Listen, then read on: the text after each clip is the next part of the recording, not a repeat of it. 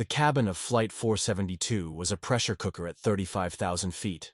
The hum of the engines barely drowned out the sharp, venomous tone of Vanessa Crane, the senior flight attendant, as she loomed over Dr. Amara Jones in seat 14B. Amara, a black nurse, practitioner with a calm demeanor honed by years in high-stakes ERs, clutched her tablet, trying to focus on her medical journal. But Vanessa's voice sliced through the air like a scalpel. "Ma'am, I said you need to put that away. Now." Vanessa's eyes narrowed, her arms crossed tightly over her crisp navy uniform. Her tone wasn't just firm. It was personal, dripping with disdain. The tablet was already dimmed, stowed halfway under the seat, but Vanessa wasn't letting up. Amara's jaw tightened. She'd flown countless times, knew the rules inside out. This wasn't about the tablet. She'd felt the weight of Vanessa's glare from the moment she boarded in Atlanta, her neatly braided hair and tailored blazer, somehow an affront to the flight attendant's tightly wound control. "I've complied," Amara said evenly, her voice low but steady. "The device is off. I'm not sure what the issue is." The issue was clear to the passengers craning their necks. Vanessa's face reddened, her lips pursing as if Amara's calm was an insult. "Don't get smart with me," she snapped, loud enough to make the businessman in 14A flinch. "You people always think you're above the rules." The cabin went silent. Amara's breath caught, not from shock, but from the sheer audacity. "You people." The words hung like a guillotine. She'd heard them before, whispered in hospital corridors, muttered in grocery lines, but never this blatant, never this public. Her pulse quickened, but her training kicked in. Stay composed, de-escalate, survive. "Excuse me," Amara said, her voice still measured but now edged with steel. "I'd like to speak to the lead attendant or the captain, immediately." Vanessa smirked, leaning closer, her voice a venomous hiss. "You don't get to make demands. Sit down, shut up, or I'll have you restrained."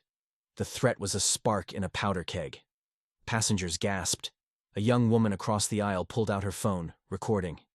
The businessman in 14A shifted, uncomfortably, muttering, "This is uncalled for." But Vanessa was undeterred, her authority unchallenged in her mind. She reached for the intercom, her finger hovering over the button to call for backup. What Vanessa didn't know, what no one on the plane knew, was that Amara wasn't just a nurse.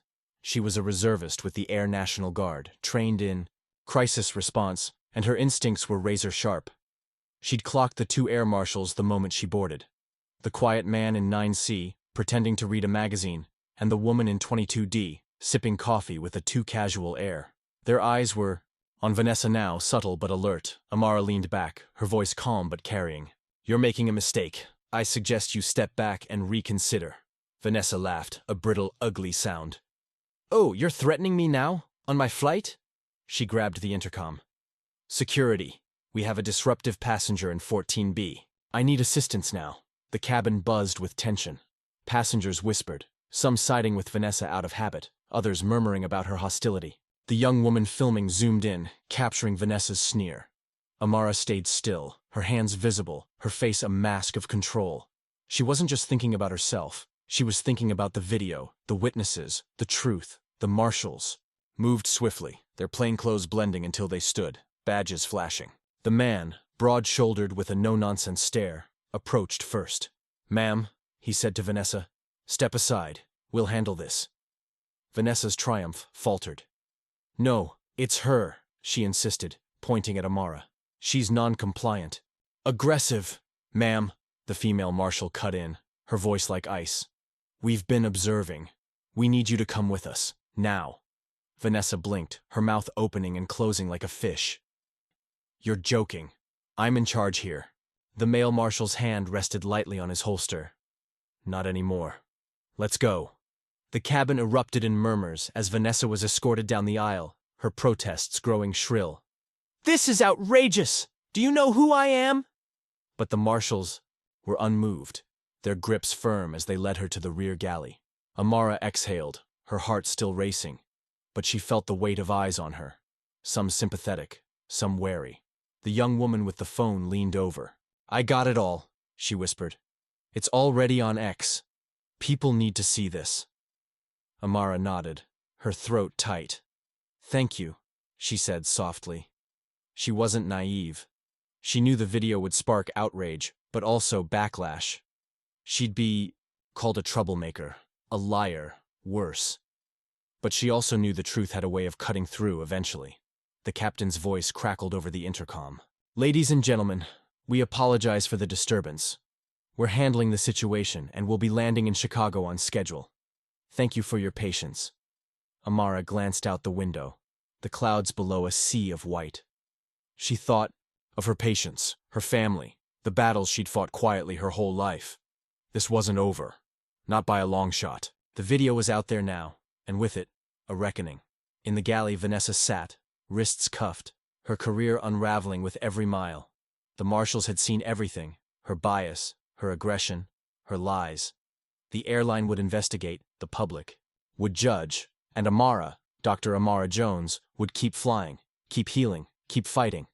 Because some battles start at 35,000 feet, and they don't end when the plane lands. The plane touched down in Chicago with a jolt, the cabin lights flickering, as the seatbelt sign chimed off. Amara Jones unbuckled slowly, her muscles stiff from holding herself together through the ordeal. The murmurs of passengers followed her as she gathered her bag, their eyes a mix of curiosity and respect.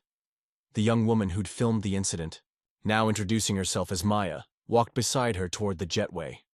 "I posted it," Maya said, her voice low but urgent. "It's got over 1 million views already. People are pissed." She hesitated, then added, "You okay?" Amara managed a tight smile. "I will be. Thanks for what you did." As they stepped into O'Hare's bustling terminal, Amara's phone buzzed relentlessly. Texts from colleagues, family, even a news outlet. The video had gone viral. Hashtags like "Darn Justice for Amara" and "Darn Airline Bias" trending on X. But with the attention came a flood of vitriol. Anonymous messages calling her entitled, a race baiter, worse. She silenced her notifications, focusing on the present. She had a connecting flight to catch, a medical conference in Seattle where she was presenting on healthcare disparities. No time to fall apart. Meanwhile, in a secured room near the gate, Vanessa Crane sat across from 2 airline officials and the air marshals. Her uniform was crumpled, her face a mask of defiance barely concealing panic. "This is a misunderstanding," she insisted, her voice shrill. "That woman was disruptive. I was doing my job." The male marshal, Agent Torres, leaned forward, his badge glinting under the fluorescent lights. "Your job doesn't include racial slurs or threatening passengers without cause. We have witness statements, video evidence. You escalated a non-issue into a federal incident." Vanessa's mouth twitched. "Video? That's edited, manipulated. You can't trust." "Enough," snapped the airline's HR rep, a stern woman named Ms. Patel. "You're suspended pending investigation. Hand over your badge." Back in the terminal, Amara navigated the crowd, unaware of the storm brewing behind closed doors. She reached her gate just as a man in a pilot's uniform approached, Captain Reynolds, the flight's commander. His expression was grim but kind. "Dr. Jones? A word?" Amara braced herself, expecting bureaucracy or blame. Instead, he extended a hand. "I saw the footage. On behalf of the airline, I'm sorry. That should never have happened. We're comping your flight and ensuring your next leg is smooth. Anything else you need, you let me know." She shook his hand, her guard lowering slightly. "Just keep your crew in check, Captain. That's enough." He nodded, then lowered his voice. "Off the record? She's done. The airline's already getting heat. They won't protect her." Amara didn't respond, but the words settled like a small victory. She boarded her next flight, this time in first class, courtesy of the airline's hasty apology. The new crew was polite to a fault, their smiles almost nervous. She sank into her seat, finally opening her phone. A message from her sister glowed on the screen. "You're a badass. Call me when you land." But the calm was short-lived. Halfway to Seattle, Amara's email pinged with a legal notice. Vanessa had filed a defamation claim, alleging the video was doctored and that Amara had provoked the incident to ruin her career. The audacity hit like a slap.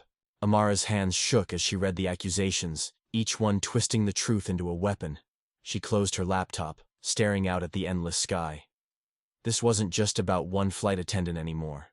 It was about the system that let people like Vanessa wield power unchecked, about the fight for truth in a world quick to vilify her. Amara wasn't naive. She knew lawsuits, trolls, and media scrutiny would dog her steps. But she also knew her worth, her strength, and the power of that video, now a beacon for others who'd faced the same. As the plane began its descent, Amara made a decision. She'd value her story, not Vanessa's lies.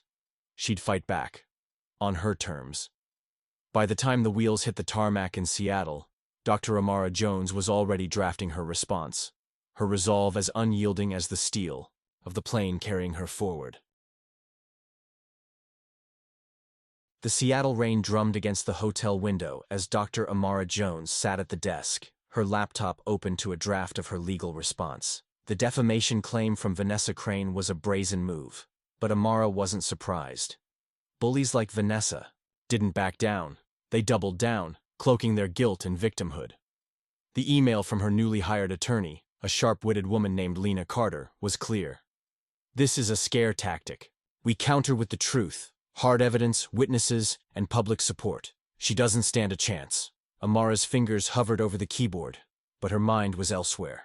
The medical conference started tomorrow, and she was due to present her research on racial disparities in healthcare to a room of 200 professionals. The irony wasn't lost on her. Here she was, living the very issue she studied. Her phone buzzed with a new X notification. The video now had 10 million views, with thousands of comments, some calling her a hero, others spewing hate. She muted the app, focusing on the fight ahead. Across the country, in a dimly lit apartment. In Atlanta, Vanessa Crane paced, her phone pressed to her ear. "They can't do this to me," she hissed to her lawyer, a budget hire who sounded more nervous than confident. "That video's ruining my life. I'm getting death threats. My job's gone. Fix it." The lawyer sighed. "Ms. Crane, the evidence is overwhelming. Multiple passengers corroborated Dr. Jones's account. The airline's internal review is leaning toward permanent termination. Suing her might backfire." Vanessa slammed her hand on the counter. "Backfire? She's the one who started this. I was just doing my job." But even as she said it, doubt crept in. The memory of her own words, "you people," played on a loop. She'd meant it in the heat of the moment, but now it was a noose tightening around her. Back in Seattle, Amara's conference presentation was a triumph. Her data, drawn from years of ER work, laid bare the systemic biases in patient care. The room erupted in applause, but it was the Q&A that shifted her perspective. A young black medical student approached the mic, her voice trembling. "Dr. Jones, I saw the video. What happened to you? It's why I'm scared to speak up in my program. How do you keep going?" Amara paused, the weight of the question grounding her. "You keep going because silence isn't an option," she said. "You find allies, you document everything, and you remind yourself your voice matters. We're not just fighting for ourselves, we're fighting for the next ones coming up." The student's eyes glistened, and Amara felt a spark of purpose reignite. That night, she met with Lena over coffee, mapping out their strategy. The defamation suit was weak, but they wouldn't just defend. They'd countersue for emotional distress and defamation against Vanessa, leveraging the video's unedited timestamp and passenger testimonies. Lena grinned. "We're not playing nice. She picked the wrong woman to mess with." The next morning, Amara woke to a bombshell. A major news outlet had picked up the story, interviewing Maya, the passenger who'd filmed it. Maya's account was damning, describing Vanessa's hostility in vivid detail. The article also revealed Vanessa's history, 2 prior complaints of discriminatory behavior, buried by the airline. The public backlash was swift, with boycott threats flooding the airline's social media. Amara boarded her return flight to Atlanta, this time with a quiet confidence. The new crew greeted her warmly, one attendant whispering, "We're with you, Dr. Jones." As the plane climbed, Amara opened her laptop, drafting a public statement. She wasn't just fighting for herself anymore. She was amplifying a movement, exposing the cracks in a system that let bias fester. In Atlanta, Vanessa watched the news, her face pale. Her lawyer had called. The airline was cutting her loose, refusing to cover her legal fees. The defamation suit was crumbling, and Amara's countersuit loomed. For the first time, Vanessa felt the full weight of her actions. No job, no allies, no way out. Amara's plane descended through the clouds, her statement nearly complete. It wasn't just about winning. It was about truth, accountability, and paving the way for others. She hit save, ready to face whatever came next, her resolve a beacon brighter than the runway lights below. Dr. Amara Jones stepped off the plane into Atlanta's Hartsfield-Jackson Airport, the humid air a stark contrast to Seattle's chill. Her phone vibrated with notifications. Her public statement, posted just before landing, was already gaining traction on X, shared by activists, colleagues, and even a few celebrities. No one should face harassment for existing, she'd written. This isn't just my story. It's the story of countless others. Let's hold systems accountable. The post was a rallying cry, and the response was electric. But Amara wasn't celebrating yet. The legal battle loomed, and Vanessa Crane's defamation suit, though flimsy, was still a thorn in her side. Her attorney, Lena Carter, had texted, "Vanessa's team is desperate. They're pushing for a settlement to avoid court. We've got them cornered. Your call." Amara's instinct was to fight, to drag every detail into the open, but she knew the toll it would take. She needed time to think. At home, Amara's sister, Nia, was waiting with a pot of gumbo and a fierce hug. "You're everywhere, sis," Nia said, pointing to the TV where a news anchor discussed the viral video. "They're calling it a wake-up call for the airline industry." Amara sank into the couch, exhaustion seeping in.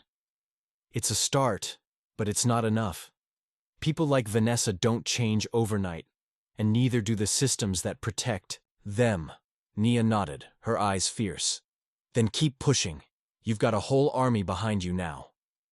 Across town, Vanessa Crane's world was collapsing.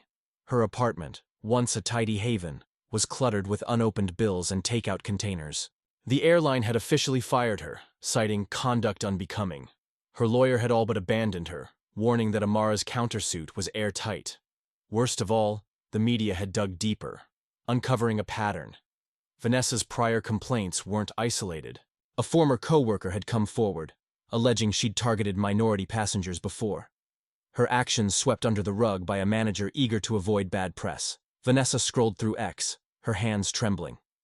The hashtags, Fire Vanessa, Justice for Amara, were relentless. She typed a furious reply, blaming Amara, the passengers, the media, but deleted it before posting. Deep down, she knew the truth was closing in. Her career was over, her reputation in tatters. For a fleeting moment, she considered an apology, but pride choked the thought. Instead, she called a friend, begging for a loan to cover legal fees. The line went dead.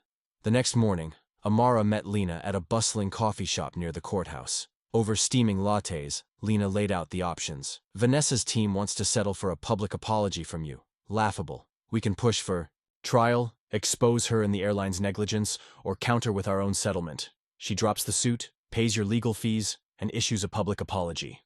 Amara stirred her coffee, her mind racing. A trial would be cathartic but draining, a public spectacle that could overshadow her work. A settlement felt like letting Vanessa off easy. "What's the play for maximum impact?" she asked. Lena leaned forward, eyes gleaming. "We go public with the countersuit, demand the apology, and use the settlement to fund a cause, say, a scholarship for black healthcare workers. Turn her attack into something bigger than her." Amara's lips curved into a rare smile. "That's the one." By noon, Lena filed the countersuit, and Amara's team leaked the terms to the press. The response was immediate. News outlets ran headlines like "Nurse Turns Tables on Harassing Flight Attendant," and X lit up with support. A grassroots campaign started, raising funds for the proposed scholarship in Amara's name.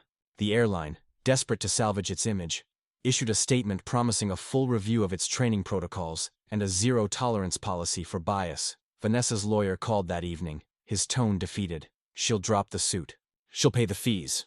The apology. She's resisting, but we'll get there." Amara stood on her balcony, watching the Atlanta skyline glow against the dusk. The victory was bittersweet. She'd won, but the scars of that flight lingered. Still, she felt a shift, a ripple of change. Her phone pinged with a message from Maya, the passenger who'd filmed it. "Just saw the news. You're unstoppable. Thank you." Amara typed back, "We're unstoppable. Together." She wasn't just a nurse or a victim. She was a catalyst, and this was only the beginning. The Atlanta morning was crisp, the sun cutting through the haze as Dr. Amara Jones stood outside the courthouse, flanked by her attorney, Lena Carter, and a small crowd of supporters. Reporters jostled for position, cameras flashing as Amara prepared to speak. Vanessa Crane's defamation suit was officially dead. Dropped late the previous night after her lawyer's frantic call. The terms of the settlement were ironclad. Vanessa would pay Amara's legal fees, issue a public apology, and face a permanent ban from the airline industry. But Amara wasn't here to gloat. She was here to set the terms of what came next. She stepped to the podium, her voice steady despite the knot in her chest. "This isn't about one flight or one person," she said, eyes scanning the crowd. "It's about a system that lets bias fester, that punishes those who speak out. I'm turning this settlement into a scholarship fund for Black healthcare workers, because change starts with uplifting each other. We're not stopping here." The crowd erupted in cheers, signs waving with slogans like "Amara's Army" and "Truth Wins." Maya, the passenger who'd filmed the incident, stood in the front row, beaming.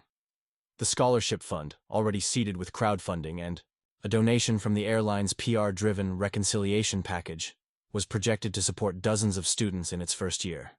Amara's words, live-streamed across X, sparked a new wave of donations, pushing the fund past $100,000 by noon. Inside a dingy motel room on the outskirts of the city, Vanessa Crane watched the broadcast on a flickering TV, her hands clenched into fists. The apology letter, drafted under duress by her lawyer, sat on the table, its words like ash in her mouth. "I deeply regret my actions on Flight 472 and the harm caused to Dr. Amara Jones. My behavior was unacceptable, and I take full responsibility." She'd refused to sign it until her lawyer warned that defying the settlement could land her in deeper legal trouble. Now, with her bank account drained and her name a synonym for scandal, Vanessa felt cornered. She'd lost everything: her job, her savings, her pride. Yet, staring at Amara's composed face on the screen, a flicker of resentment still burned. She didn't see a victim or a hero. She saw a woman who'd outplayed her. Back at the courthouse, Lena pulled Amara aside as the press conference wrapped. "The airline's sweating," she whispered. "They're offering a private meeting with their CEO to discuss policy reform. They want you at the table, probably to save face, but it's a chance to push for real change." Amara's eyes narrowed. "They don't get to use me for optics. If they want reform, I'll bring a list of demands. Mandatory bias training, transparent complaint processes, and accountability for repeat offenders. They don't get to cherry-pick." Lena grinned. "That's my girl." That evening, Amara sat in her living room with Nia and a few close friends, the weight of the day settling in. The scholarship fund's website was live, applications already, pouring in. A text from the medical student she'd met in Seattle lit up her phone. "You inspired me to call out a professor today. Thank you for showing me how." Amara's heart swelled, but the victory felt fragile.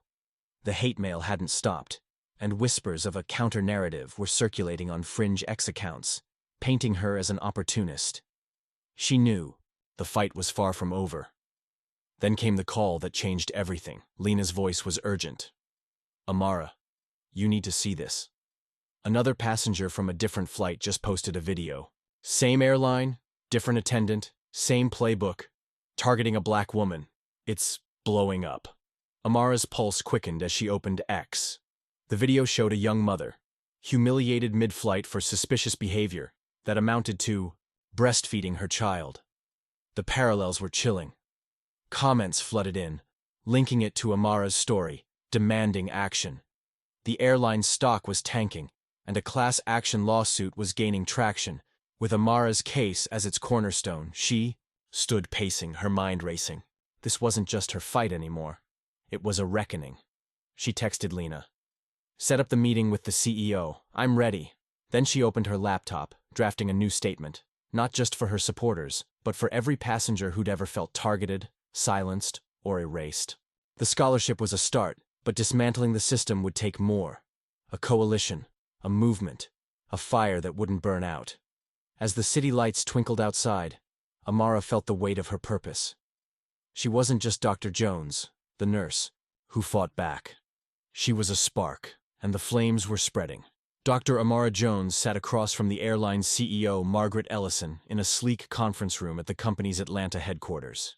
The mahogany table gleamed under harsh lights, but the tension was sharper. Flanked by Lena Carter and a labor rights advocate named Jamal Reed, Amara faced a trio of executives, their polished smiles barely masking their unease. The viral video of the second incident, a black mother harassed on another flight, had pushed the airline into a PR nightmare. Protests were forming outside major airports, and the class action lawsuit was gaining plaintiffs by the hour.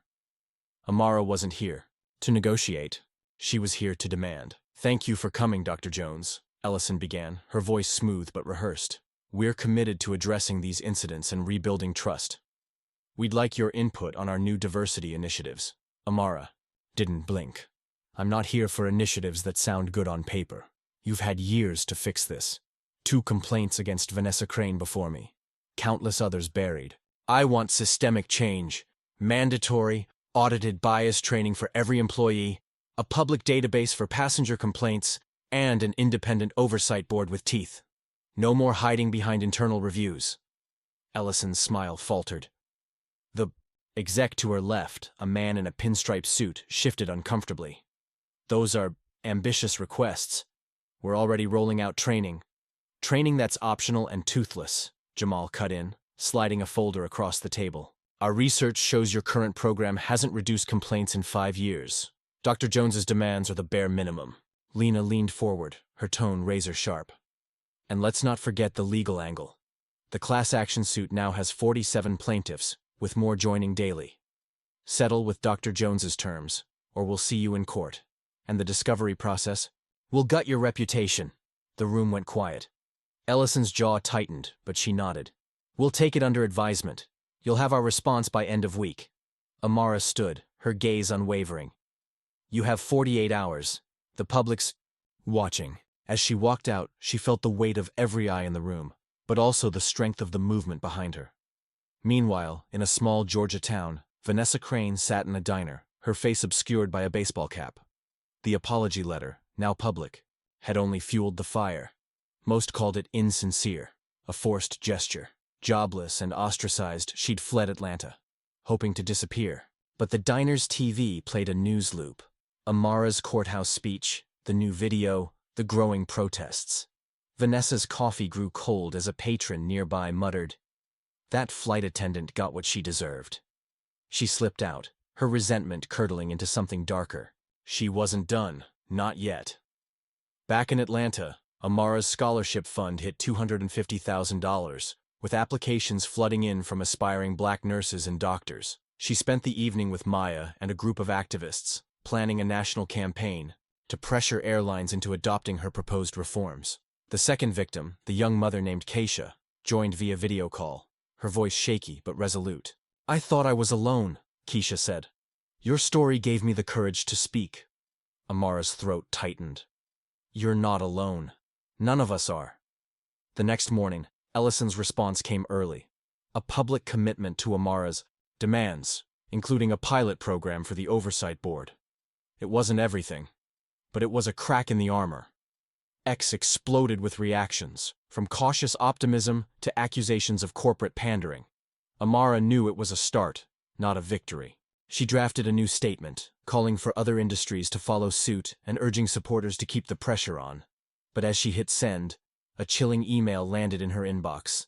No subject, no signature, just a single line. "You think you've won, but I'm watching." The IP was masked, untraceable. Amara's pulse spiked, but she forwarded it to Lena and Jamal. She'd faced worse than threats. She'd faced Vanessa's sneer, a system's indifference, a world quick to judge. This was just another battle. That night, Amara stood on her balcony, the city alive below. The scholarship was growing, the reforms were taking root, and the movement was unstoppable. But the email lingered, a shadow at the edge of her resolve. She wasn't just fighting for justice now, she was fighting for her life. Dr. Amara Jones sat in the back of a small community center in Atlanta, the room packed with activists, passengers, and reporters. The air buzzed with purpose as she co-hosted a town hall alongside Keisha, the young mother from the second viral video, and Jamal Reed, the labor rights advocate. The topic: turning outrage into action. Amara's scholarship fund was now at $400,000, and the airline's commitment to her reforms, bias training, a complaint database, and an oversight board, was under scrutiny. But the anonymous email she'd received, "You think you've won, but I'm watching," cast a shadow she couldn't shake. We're not just demanding change from one airline, Amara said from the podium, her voice clear and commanding. We're demanding it from every industry that profits off silence. Document your stories, share them, hold them accountable. The crowd nodded, some typing furiously on their phones, live streaming her words to X, where Quattron Amara's army was trending again. Keisha spoke next, her toddler asleep in her lap. I was scared to come forward, she admitted. But seeing Dr. Jones fight gave me strength. This isn't just about us. It's about our kids, our communities. Applause rippled through the room, but Amara's eyes scanned the crowd, alert for anything or anyone out of place. After the event, Lena Carter pulled Amara aside, her face grim. The email's been traced to a burner account, but we've got a lead. It was sent from a public Wi-Fi hotspot in Macon, Georgia, about an hour from where Vanessa Crane was last spotted. Amara's stomach tightened. You think it's her? Lena shrugged, but her eyes were sharp. Could be. Could be a troll riding her coattails. Either way, I've hired a private investigator, and we've alerted the police. You're not alone in this. Meanwhile, in a rundown motel in Macon, Vanessa Crane hunched over a cheap laptop, her fingers trembling as she scrolled through X. The town hall was all over her feed, Amara's face inescapable. Vanessa's life had unraveled completely, her savings gone, her friends silent, her name a punchline. The apology letter had done nothing but fan the flames, and now, desperate and cornered, she'd sent the email in a moment of rage. She hadn't planned to follow through, but the idea of Amara thriving while she suffered was unbearable. She slammed the laptop shut, muttering to herself, "This isn't over." Back in Atlanta, Amara's days grew hectic. She balanced her shifts with media interviews, scholarship fund oversight, and strategy sessions for the class action lawsuit, now representing over 60 plaintiffs. The airline's stock was plummeting, and whispers of a federal investigation into their labor practices were gaining traction, but the threat loomed larger each day. A second email arrived, this one more specific. You can't hide forever. I know where you live. Amara's heart raced, but she refused to cower. She installed a security system, shared her schedule with Lena and Jamal, and kept moving forward.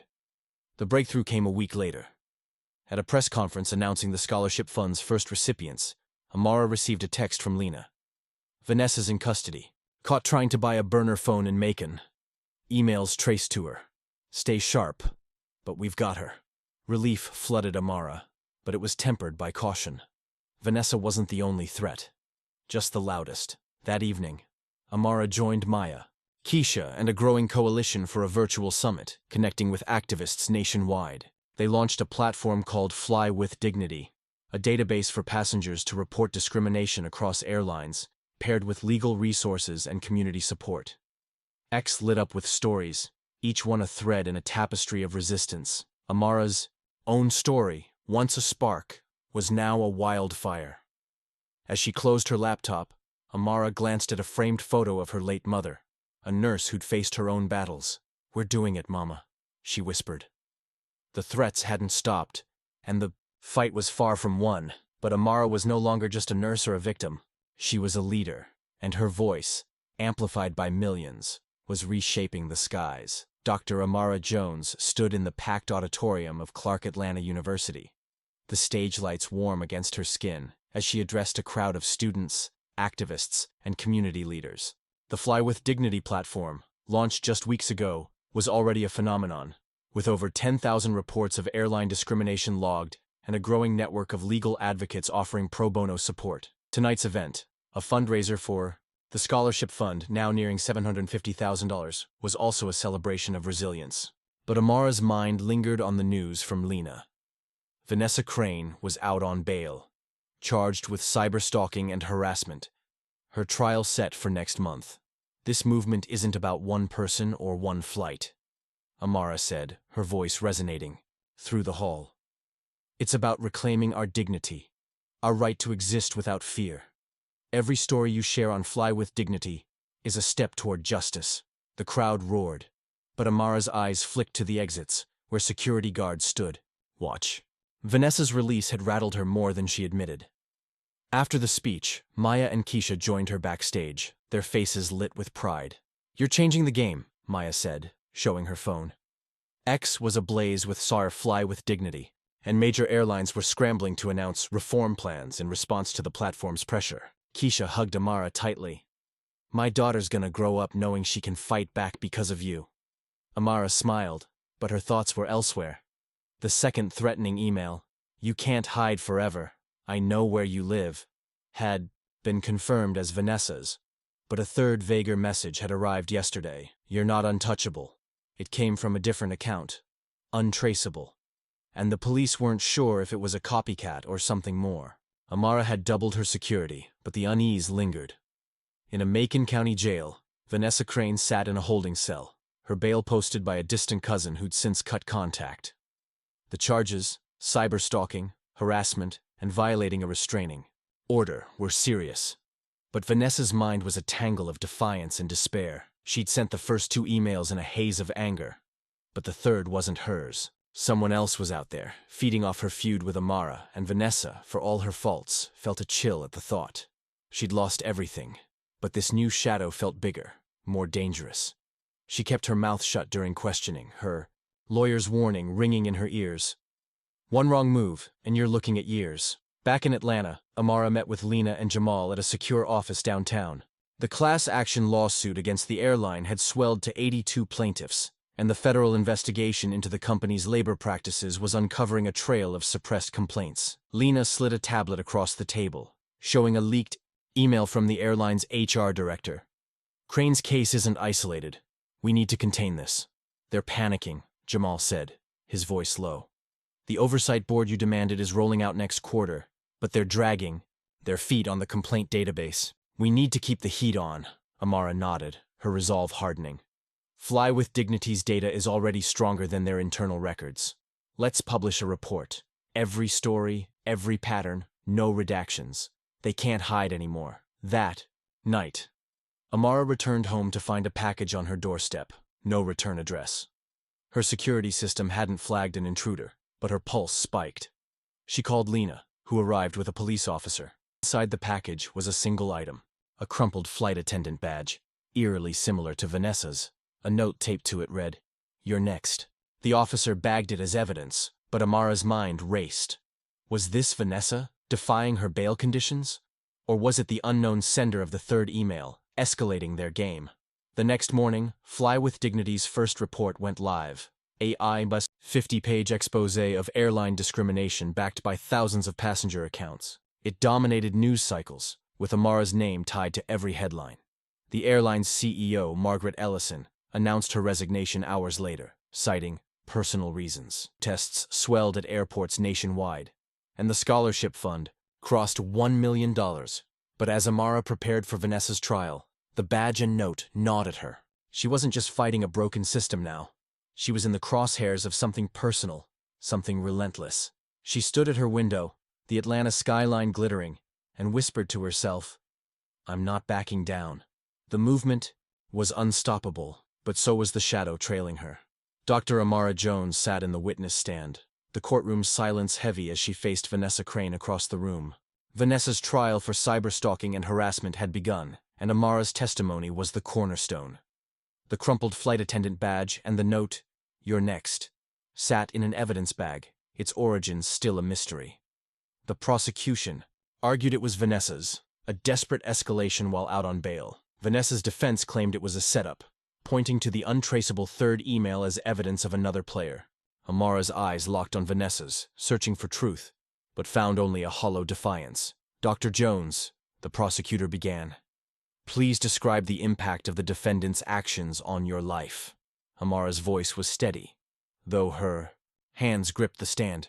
Her harassment on Flight 472 was just the start. The emails, the threats, the badge, they forced me to live looking over my shoulder.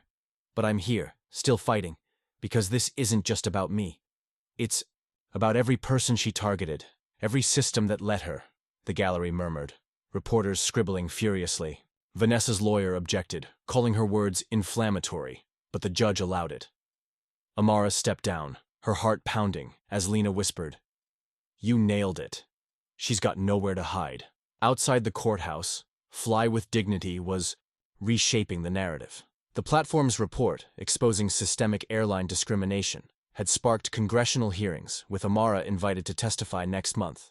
The scholarship fund, now at $1.5 million, was awarding its first grants, and the oversight board she'd demanded was gaining traction, with independent auditors hired. But the badge haunted her.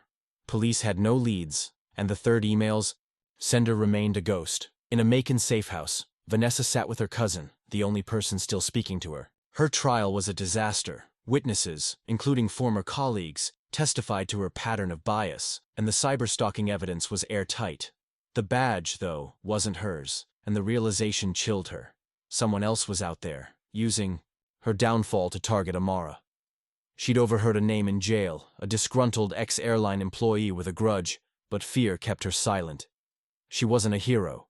She was a coward, drowning in her own mistakes. That night, Amara hosted a strategy session at her heavily secured home. Maya, Keisha, Jamal, and a new ally, a cybersecurity expert named Tara, mapped out Fly with Dignity's next phase, a mobile app to streamline reporting and connect victims with legal aid. Tara, analyzing the third email, frowned. This wasn't Vanessa. The syntax, the encryption, it's sophisticated. Whoever sent this has skills and a motive we haven't cracked. Amara nodded, her resolve unshaken. Then we keep digging. They want me scared, but I'm not running. The next day, a bombshell hit X. A whistleblower, a former airline manager, leaked internal memos admitting the company had buried hundreds of discrimination complaints to protect profits. The class action lawsuit, now with 120 plaintiffs, gained a $50 million settlement offer, but Amara urged the group to hold out for more. The airline was crumbling, and she wanted justice, not a payout. As the trial neared its end, Amara received a cryptic message from an anonymous X account. Check the badge's serial number. It's not what you think. Her team traced the number to a retired flight attendant, fired years ago for misconduct, now living off the grid. The police reopened the investigation, but Amara's instincts screamed danger. This wasn't just about Vanessa anymore. It was a network of resentment, and she was at its center. Amara stood at her, saving lives between battles, her phone buzzing with updates. Vanessa's verdict was days away. The hearings loomed, and the shadow grew. Closer, but Fly with Dignity was a beacon, its light spreading. She wasn't just a spark now, she was a storm, and no threat could silence her. The Atlanta courtroom was packed as the judge delivered Vanessa Crane's verdict. Dr. Amara Jones sat in the front row, her hands clasped tightly, as the words echoed, guilty on all counts, cyberstalking, harassment, and violating a restraining order. Vanessa's face crumpled, her defiance shattered. She was sentenced to 18 months in prison and ordered to pay restitution to Amara.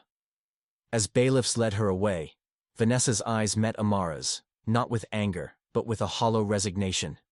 Amara felt no triumph, only a fleeting relief, overshadowed by the lingering mystery of the badge and the third email. Outside, reporters swarmed, but Amara's statement was brief. This is a step toward accountability. But the real work is dismantling the systems that enabled her. Fly with Dignity will keep pushing. The crowd cheered, and X lit up with reactions. But Amara's mind was on the cryptic X message about the badge's serial number. The retired flight attendant it pointed to, Roland Hayes, was a ghost. No address, no recent records, just rumors of a grudge against the airline and a knack for staying invisible. Back at her fortified home, Amara met with Lena Carter, Jamal Reed, and Tara, the cybersecurity expert. Tara had traced the anonymous X account to a VPN in rural Georgia, near where Hayes was last seen. "This guy's no amateur," Tara said, her laptop glowing with code. "The third email and the badge delivery, they're too clean for Vanessa's. Sloppy tech skills.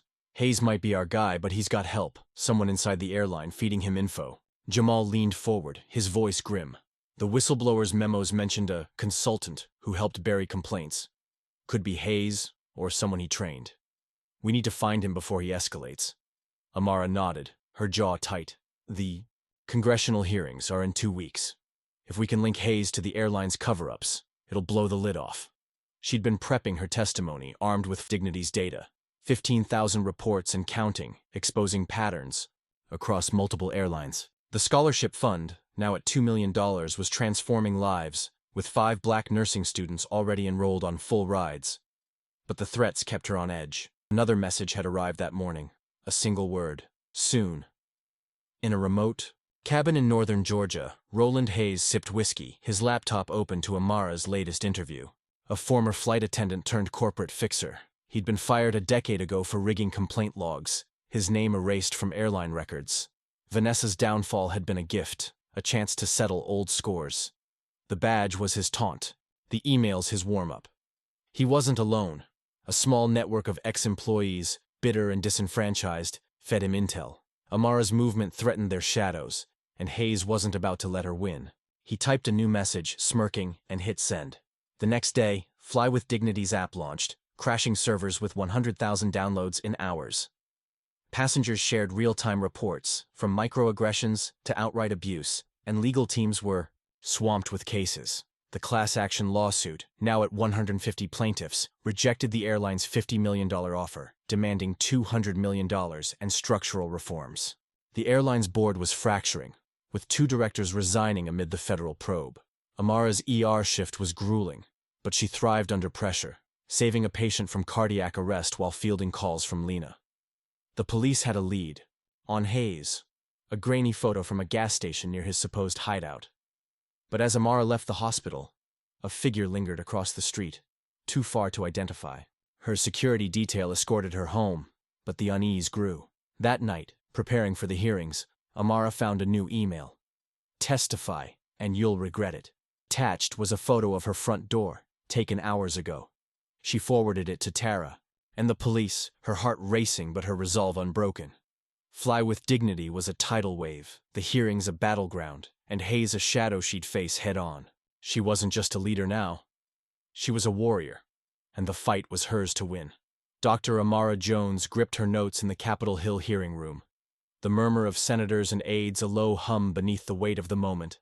The congressional hearings on airline discrimination, spurred by Fly with Dignity's explosive report, were live-streamed to millions. Amara's testimony, backed by 20,000 passenger accounts and leaked airline memos, was set to expose a decades-long cover-up. But the latest threat, "Testify, and you'll regret it," with a photo of her front door, loomed large. Roland Hayes, the ex-flight attendant behind the badge and possibly the emails, was still at large, his grainy gas station photo the only lead. Amara took the stand, her voice clear despite the knot in her chest. Fly with Dignity's data shows a pattern of systemic bias across major airlines, enabled by suppressed complaints and complicit management. I've faced harassment, threats, and a culture that punishes truth. This isn't just my story, it's thousands of passengers' stories. We demand accountability, not promises. She held up the crumpled badge, now a symbol. This was sent to intimidate me. It didn't work. The room erupted in applause, senators scribbling notes.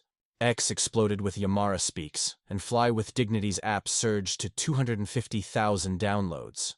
But as Amara spoke, her security detail signaled Lena Carter in the back. A new email had landed. "You're out of time." No photo, no signature, just menace. Tara, the cybersecurity expert, was already tracing it, but Amara's focus stayed razor-sharp. In a cluttered cabin 200 miles away, Roland Hayes watched the livestream, his jaw tight. His network, 4 ex-airline workers with grudges, was fraying. One had backed out, spooked by the federal probe. Another was feeding info to the police to cut a deal. Hayes had sent the badge to rattle Amara, but the emails were a group effort, each one bolder than the last.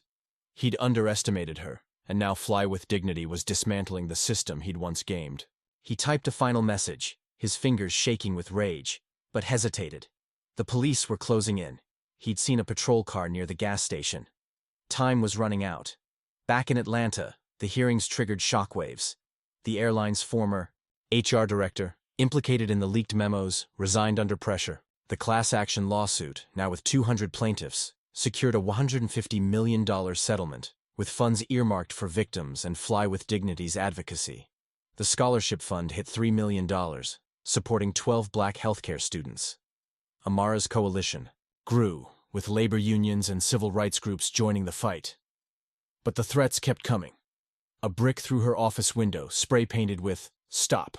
Her security team doubled, and Tara's traces pointed to a server in Tennessee, linked to Hayes' last known associate. Amara returned home, exhausted but unbroken, to find Naya waiting with dinner and news. The police raided a house in Tennessee, Nia said. They found laptops, burner phones, and a list of targets. You're at the top. Hayes wasn't there, but his accomplice, a former airline IT worker, was in custody, spilling details. The badge's serial number tied to Hayes's old uniform, and the emails matched his network's patterns. The net was tightening. That night, Amara joined a virtual Fly with Dignity summit, rallying thousands. Keisha shared her settlement plans. Oh, college fund for her daughter. Maya announced a documentary, amplifying their stories. Amara's voice carried the weight of their collective power.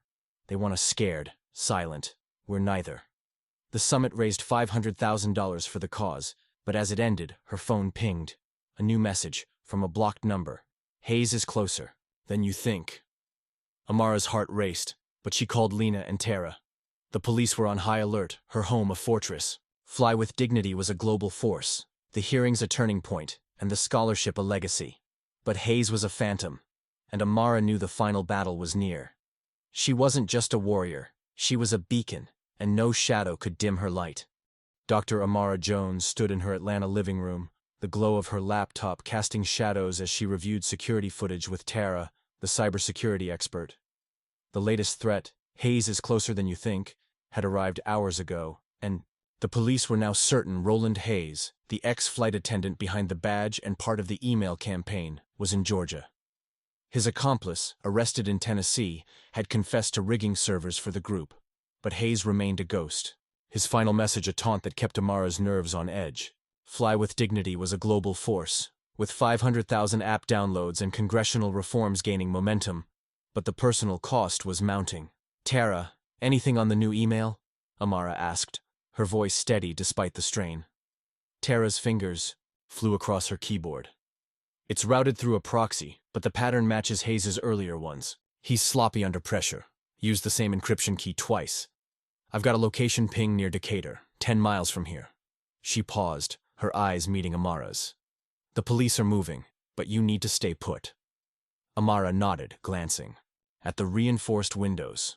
Her security team patrolled outside, and Lena Carter was en route with updates on the class action lawsuit, now finalized at $175 million, with $50 million allocated to Fly with Dignity's advocacy and victim support. The scholarship fund, at $4 million, had expanded to 20 students, and Amara's congressional testimony had spurred a bipartisan bill mandating airline oversight boards. But Hayes's shadow loomed, a reminder that victory wasn't safety. In a rundown motel off Decatur's backroads, Roland Hayes packed a duffel bag, his hands shaking. His network was gone, one accomplice arrested, 2 others vanished. The police raid in Tennessee had seized his laptops, and Amara's movement was dismantling the airline industry he'd once manipulated. He'd sent the last email to scare her, but it was a mistake. His location was compromised. The badge, meant to unnerve her, had backfired, tying him to the threats. He glanced at a burner phone, debating one last move, but sirens wailed in the distance. He froze, heart pounding, and slipped out the back. Back at Amara's, Lena arrived with Jamal Reed, their faces grim but determined. The feds are tying Hayes to the airline's cover-up, Lena said, spreading documents on the table. He wasn't just a flight attendant. He consulted for HR, bearing complaints for cash. The whistleblower's memos name him directly. If we catch him, the whole system cracks open, Jamal added. Fly with Dignity's report is being used in courtrooms now. 3 other airlines are facing lawsuits, and the FAA's under pressure to enforce new rules. You've started a revolution, Amara. She managed a tight smile, but her phone buzzed. A text from the police. Suspect spotted. Stand by. Her pulse spiked, but she focused on the mission. Fly with Dignity's next phase was launching, a global coalition with activists in Europe and Asia, sharing data to expose airline abuses worldwide. Maya's documentary was set to premiere, and Keisha was training as a community organizer, amplifying their reach. Then, chaos. Tara's laptop pinged. A live feed from a police drone showed Hayes sprinting through a wooded area near Decatur. Amara's security team tightened their perimeter, and Lena called the lead detective. He's cornered, she said, relaying the update. K9 units are closing in. Minutes later, the detective called back. Hayes is in custody. No weapons, no fight. He's talking. Claims he acted alone on the badge but says the emails were a group effort. We're digging into his contacts. Amara exhaled, relief mixing with wariness. Hayes was caught, but his network's remnants lingered. She joined a virtual Fly With Dignity rally that night, speaking to 50,000 supporters. "This isn't the end," she said, her voice a beacon. "Hayes is one piece of a broken system. We keep fighting, for every passenger, every voice, every future." As the rally ended, Amara stood on her balcony, the Atlanta skyline steady, against the night. The scholarship was thriving, the lawsuits were winning, and Fly With Dignity was unstoppable. But a new email arrived, from an unknown source. Hayes was just the start. She forwarded it to Tara, her resolve unbroken. She wasn't just a storm now. She was a force, and no threat could stop her. Dr. Amara Jones sat in a secure Atlanta office, the hum of laptops filling the room as they dissected the latest threat. Hayes was just the start. Roland Hayes' arrest had cracked open his network, but the new email, sent from an encrypted server in Eastern Europe, suggested a deeper conspiracy. Fly With Dignity was now a global juggernaut, with 750,000 app downloads and a coalition spanning 12 countries. But Amara's fight had drawn a new kind of enemy, someone with resources, reach, and a vendetta. Tara's screen flashed with data. "This email's different," she said, her voice tense. "Military-grade encryption, routed through multiple dark pools. It's not some disgruntled ex-employee. We're looking at a pro, maybe corporate, maybe worse." She glanced at Amara. "They're targeting you because Fly With Dignity's hitting their bottom line." Amara's jaw tightened. The scholarship fund had reached $5 million, funding 30 black healthcare students, and the class action lawsuit's $175 million settlement was redistributing wealth to victims and advocacy. Her congressional testimony had pushed the Airline Accountability Act toward a Senate vote, mandating oversight boards and public complaint databases. But the brick through her window, the badge, and now this email proved the stakes were higher than ever. Lena Carter burst in, her phone buzzing. "The feds just got a break." Hayes gave up a name, Claudia Vance, former airline VP who vanished after the whistleblower leaks. "She's linked to a consulting firm that fixed complaints for multiple airlines. Word is, she's bankrolling a smear campaign against you, maybe even the threats." Jamal Reed, pacing, added, "Vance has ties to private security firms. Overseas. That email's probably her flexing muscle. She's not just protecting the old guard, she's protecting a whole network of corporate cover-ups." Amara absorbed it, her mind racing. "Then we go bigger. Fly With Dignity's global. Now let's use it. Crowdsource data on Vance's firm, expose her clients, and tie her to the threats. If she's the head of this, we cut it off." Across the Atlantic, in a sleek Warsaw office, Claudia Vance watched Fly With Dignity's latest X-post, a call for whistleblowers to name her firm's airline clients. Her tailored suit hid a clenched fist. She'd built a shadow empire, burying scandals for Fortune 500 companies. But Amara's movement was unraveling it. Hayes had been a pawn, his grudge easy to exploit, but his arrest had exposed her. The Say's email was a warning, meant to scare Amara into silence, but it had backfired. Her tech team reported breaches. Fly With Dignity's app was scraping public records, linking her firm to shell companies. She dialed a contact, her voice cold. "Escalate, now." In Atlanta, Amara's ER shift was a blur of saving lives while fielding updates. Maya's documentary premiered to 1 million viewers, grossing critical acclaim, and Keisha's organizing had mobilized 10,000 protesters at JFK Airport. But Tara's alert stopped Amara cold. A hack attempt on Fly With Dignity's servers traced to Warsaw. Tara had blocked it, but the message was clear. Vance was fighting back. That night, Amara's security team spotted a drone near her home, its camera disabled before it could transmit. The police linked it to a local rental, paid with a stolen credit card. Amara's team convened, Lena's voice fierce. "Vance is desperate. We leak her firm's client list to the press, coordinate with European regulators, and keep Fly With Dignity's data public. She can't hide." By dawn, Fly With Dignity's crowdsource campaign went viral, exposing Vance's firm as a fixer for 3 major airlines and a hotel chain. X-posts flooded with "Farn take down Vance," and a European whistleblower leaked Vance's travel records. She was headed to London. Amara's coalition alerted Interpol, and the Senate fast-tracked the Accountability Act, citing her evidence. As Amara prepared for a global Fly With Dignity summit, A new email arrived. "You can't outrun us." She forwarded it to Tara, her heart steady. The scholarship was thriving. The lawsuits were reshaping industries, and her voice was a global roar. Vance was a titan, but Amara was a force of nature, and no empire could withstand her storm. Dr. Amara Jones stood before a virtual summit of 100,000 Fly with Dignity supporters, her image projected on screens from Nairobi to New York. The platform's reach was seismic. 1 million app downloads, 25,000 discrimination reports, and a global coalition exposing airline abuses. But the latest threat, "You can't outrun us," traced to Claudia Vance's network, hung over Amara like a storm cloud. Vance, the former airline VP turned corporate fixer, was in London, her firm's client list, 3 airlines and a hotel chain. Now public thanks to Fly with Dignity's crowdsourcing. Interpol was closing in, but Vance was slippery, and Amara knew the fight was far from over. "We're not just changing policies," Amara said, her voice resonating through the summit. "We're dismantling a culture that thrives on silence." Claudia Vance thought she could bury us. Instead, we're burying her secrets. Cheers erupted online, with "Holler and Take Down Vance" trending worldwide. The scholarship fund, now at $6 million, had expanded to 40 black healthcare students, and the Airline Accountability Act was days from a Senate vote.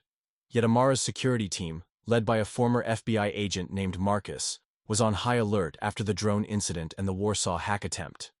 In a London penthouse, Claudia Vance paced, her phone buzzing with panicked clients. Fly with Dignity's leaks had tanked stock prices, and her firm was bleeding contracts. The Interpol alert had forced her underground, but she wasn't done. Her tech team, a rogue outfit of ex-intelligence operatives, was prepping a counterstrike, a data breach to discredit Fly with Dignity's reports and frame Amara for fraud. "She's a nurse, not a god," Vance snapped to her lead hacker. "Find her weak point." But doubt gnawed at her. Amara's coalition was relentless, and the whistleblower who'd leaked her travel records was still out there. Back in Atlanta, Amara's team gathered in a fortified safe house. Tara, the cybersecurity expert, had fortified Fly with Dignity's servers, but her latest scan revealed a chilling detail. Vance's team had accessed Amara's hospital records, probing for vulnerabilities. "They're building a smear," Tara warned. "Medical malpractice, financial dirt, anything to paint you as a liar." Lena Carter slammed her fist on the table. "Let them try. We've got your records clean, your finances audited, and 200 plaintiffs from the class action lawsuit ready to testify.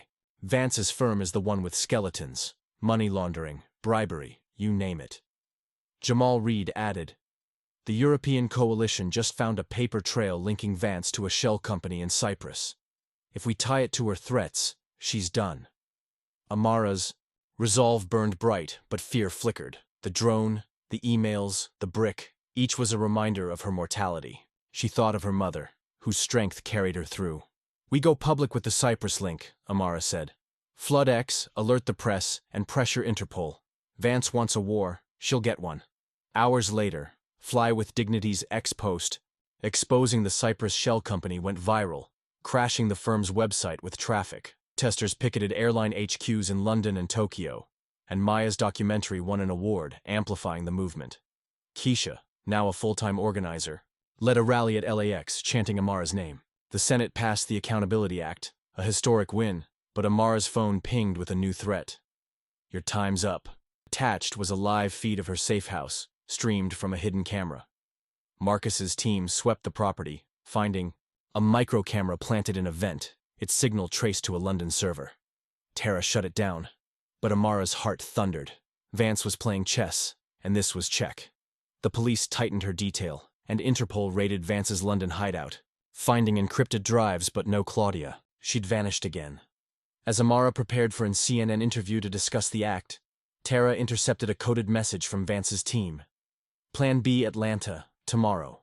Amara forwarded it to Marcus, her voice calm but fierce. "Let them come." Fly with Dignity was a global uprising, the scholarship a legacy, and her fight a revolution. Vance was a queen on the board, but Amara was the game itself, and no move could break her. Dr. Amara Jones sat in a CNN studio in Atlanta, the camera's red light steady as she faced the anchor. Fly with Dignity's global impact, 1.5 million.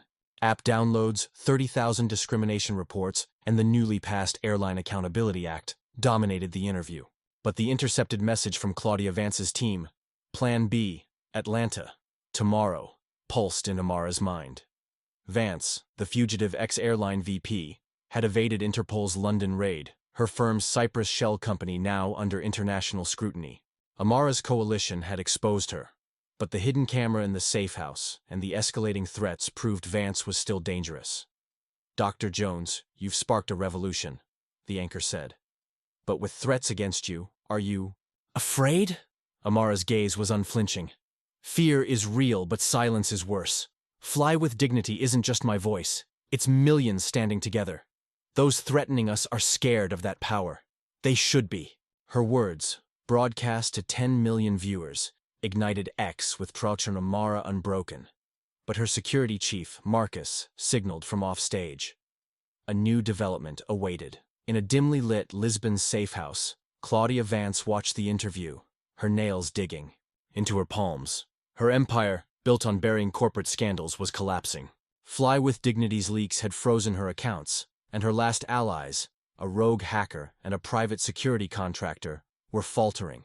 The Atlanta plan, a staged incident to discredit Amara, was her final gambit. She'd hired a local operative to plant false evidence at Amara's hospital, framing her for stealing narcotics. "She's not invincible," Vance muttered, wiring funds to her contact. But Interpol's net was tightening, and her hacker warned of a breach in their comms.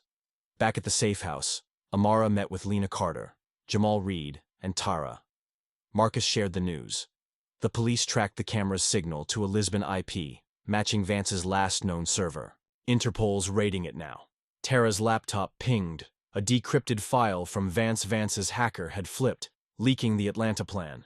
The operative, a disgraced ex-cop, was set to plant drugs in Amara's hospital locker tomorrow. Lena's eyes blazed. "We set a trap. Let him walk in, catch him on camera, and tie it to Vance. The feds are ready," Jamal nodded. "Fly with Dignity's posting the hacker's confession now." "It'll bury her," Amara agreed, her voice steel. "Do it. Then we take this to the UN summit next week. Fly with Dignity goes global. Every industry, every voice. The scholarship fund, at $7 million, now supported 50 students, and the class action's $175 million was rebuilding communities. But Vance's operative was a wild card, and Amara's ER shift loomed. That night, the hospital was quiet as Amara worked, her security team disguised as staff. At 2 a.m., the operative slipped in, unaware of the cameras. He opened Amara's locker, planting a bag of pills, then froze as Marcus's team swarmed, cuffing him.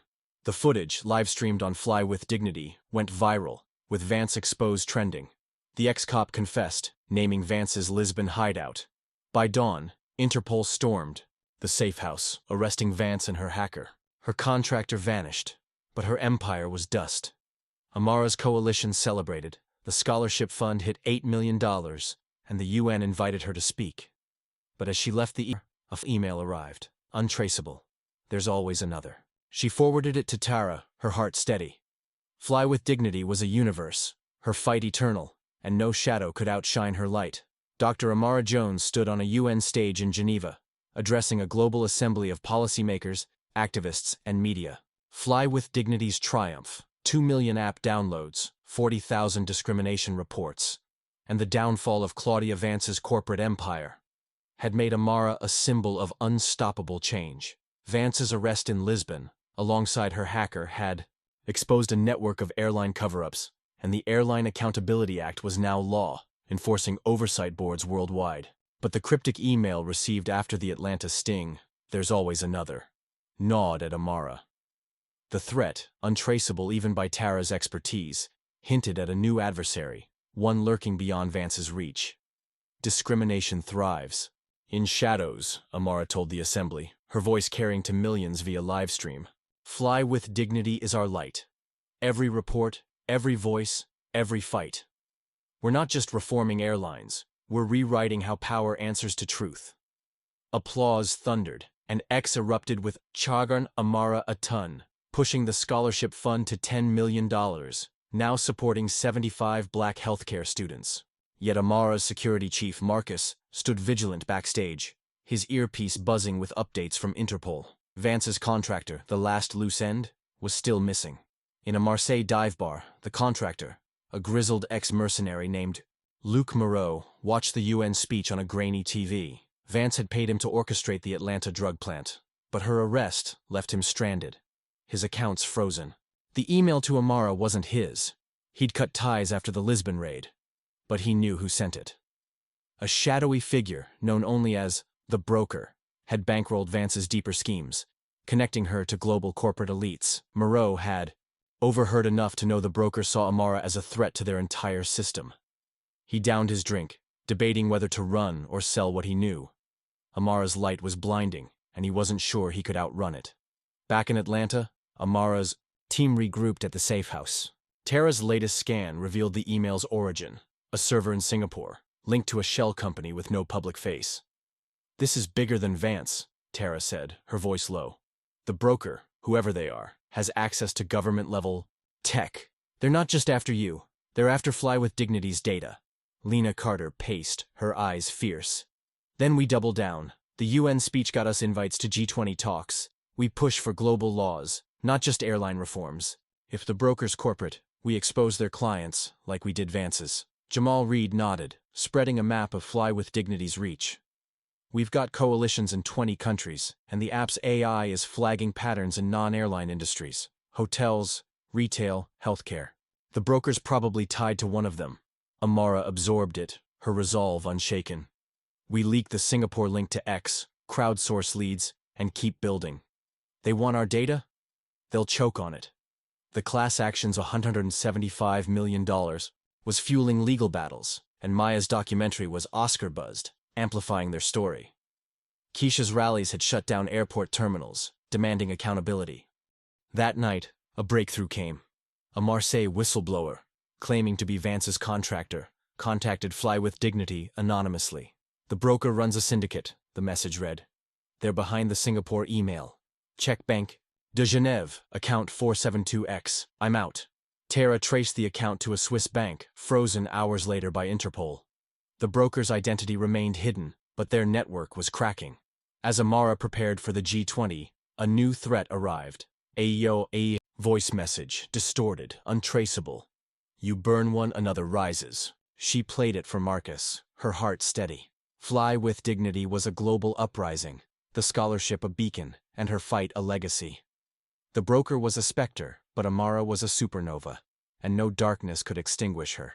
Dr. Amara Jones stood on a windswept cliff overlooking the Atlantic, the horizon glowing with the first light of dawn. It was a year since the G20 summit in Buenos Aires, and Fly with Dignity had become a global institution, its app now at 10 million downloads, with 100,000 discrimination reports fueling reforms across industries: airlines, hospitality, healthcare, and beyond. The Global Transparency Act, passed 6 months ago, had forced corporations worldwide to disclose their financial networks, dismantling the remnants of the broker's syndicate. Elena Voss, unmasked as the broker, was serving a 7-year sentence. In a Swiss prison, her empire of corporate cover-ups reduced to ash. The scholarship fund, now at $30 million, supported 200 black healthcare students, a living testament to Amara's vision. Yet the final threat, the light fades eventually, still echoed in Amara's mind. Tara's relentless tracing had pinned the message to a defunct server in Singapore, likely a last gasp from Voss's scattered allies. No new threats had emerged, but Amara's vigilance, honed by years of battles, never wavered. She had returned to Atlanta after a global tour, speaking at summits from Tokyo to Cape Town, her voice a beacon for millions. Fly with Dignity's coalitions, now in 40 countries, were led by Keisha, whose organizing had sparked policy changes in 15 nations. Maya's Oscar-winning documentary had inspired a generation, and Jamal Reed's labor advocacy had unionized thousands of airline workers. Lena Carter, now a federal consultant, was shaping anti-discrimination laws worldwide, while Tara's cybersecurity team safeguarded the movement's data like a fortress. In Atlanta, Amara's shifts remained her anchor. Each life saved a reminder of why she fought.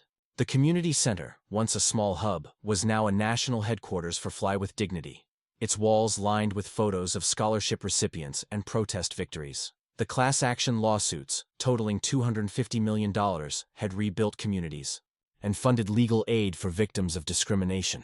The Airline Accountability Act was a global model, with oversight boards exposing abuses in real time. But Amara knew the shadows weren't gone. They never would be. That morning, as she stood on the cliff, invited to a retreat by a coalition of African activists inspired by her work, Amara received a package. No return address.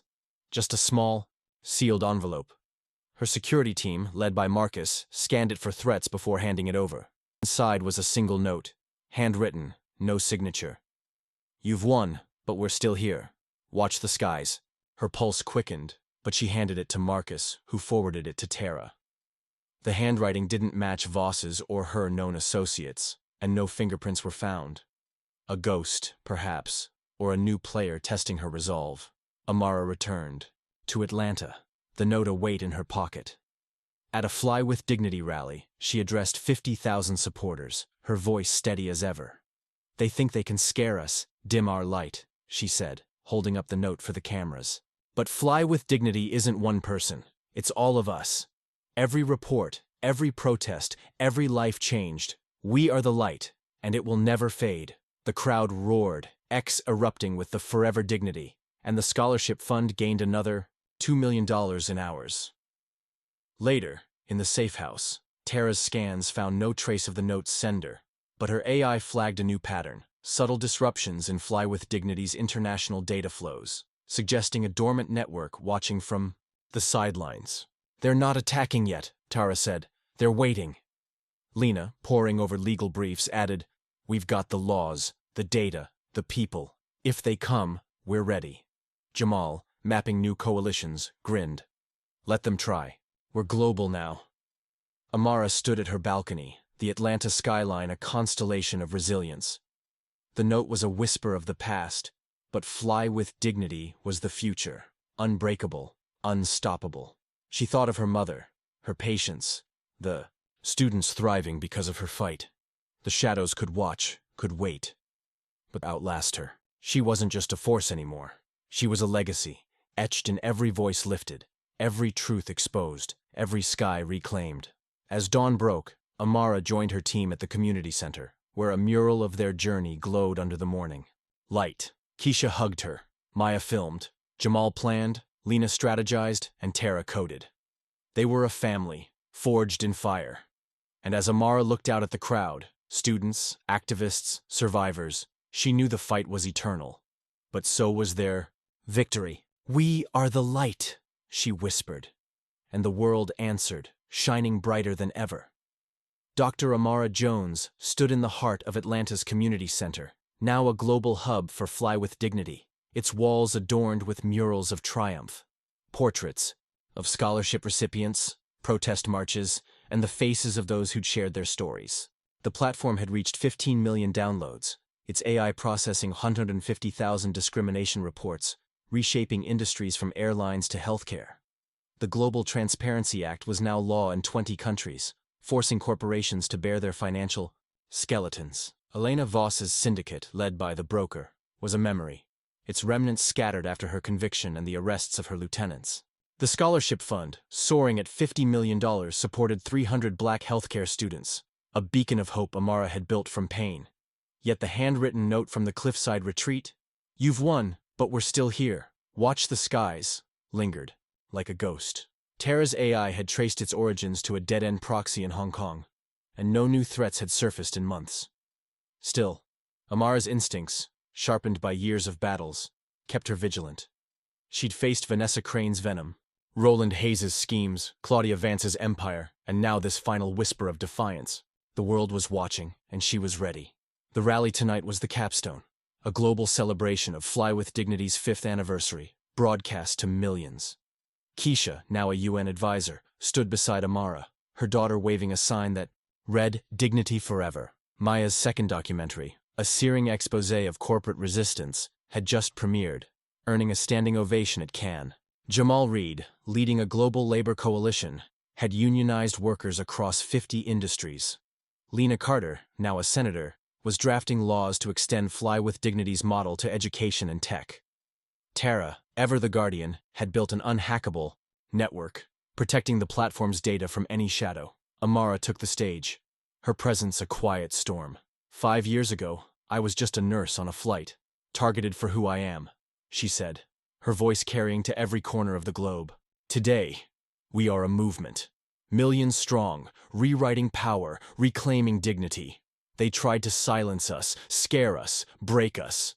But we are the fire, and we burn eternal. The crowd roared, X ablaze with eternal dignity, and donations pushed. The scholarship fund to $55 million backstage. Marcus handed Amara a tablet. Hong Kong leads a bust, he said. No prints, no DNA on the note. But Terra's AI flagged something. Micro-disruptions in global data flows, too subtle for an attack. It's like they're watching, not striking. Amara nodded, her heart steady. Let them watch. We've outlasted them all. That night, as the rally ended, Amara returned to her fortified home, now a sanctuary of memories. Photos of her mother, letters from students, awards from world leaders. A final email arrived, untraceable. Just 3 words. The skies are clear. Terra analyzed it, finding no threat, only a faint echo of surrender. Was it the last of Voss's network conceding defeat? Or a new shadow, stepping back? Amara didn't care. She forwarded it to her team and closed her laptop. The next morning she walked into the ER, her scrubs a second skin, saving lives she always had. Fly with Dignity's global headquarters buzzed with plans. Expanding to new industries, training young activists, funding communities. The class action lawsuits, now totaling $300 million, had rebuilt schools and clinics. The Airline Accountability Act was a global standard, and similar laws were sweeping other sectors. Keisha's daughter, now in school, wanted to be a doctor like Amara. Maya was filming a 3rd documentary. Jamal was negotiating with tech giants. Lena was shaping policy. Tara was coding the future. Amara stood on her balcony, the Atlanta skyline a canvas of resilience. The shadows had tried. Crane's hate, Hayes's grudge, Vance's empire, the Notes taunt. But they'd failed. Fly with Dignity wasn't just a platform. It was a promise, a legacy, a flame that would never fade. She thought of every passenger who'd spoken up, every student who'd rise, every voice that echoed hers. We did it, she whispered, to her mother, to the world. As dawn broke, Amara joined her team at the community center, their laughter filling the air. The murals glowed, the future beckoned, and the skies were indeed clear. The fight was eternal, but so was their victory. A light that would burn forever, unyielding, unbroken, unstoppable. The end.